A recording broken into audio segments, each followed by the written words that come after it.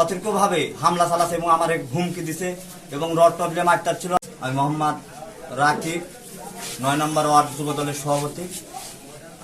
আমাদের যে অফিস আওয়ামী লীগের দোসরেরা আইসে অতিরিক্ত হামলা অফিসে করছে।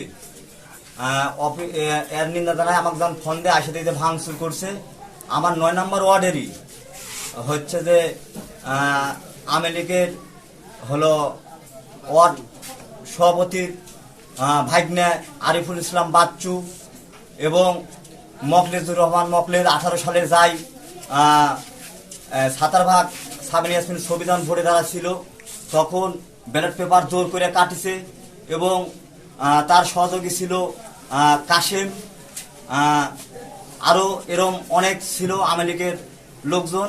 তারা এসে আমার অফিস ভাঙচুর এবং অতিরিক্তভাবে হামলা চালাচ্ছে এবং আমার হুমকি দিছে এবং রড টবলে মারতে ছিল। আমরা যখন মুড়ে আসি তখন আসে দেখি যে এই অবস্থা। এটা বিকেল 5:30 ঘটিকার সময় এই হামলাটা করছে এরা সব এই 7 ৯ নম্বর ওয়ার্ডের আওয়ামী লীগেরা।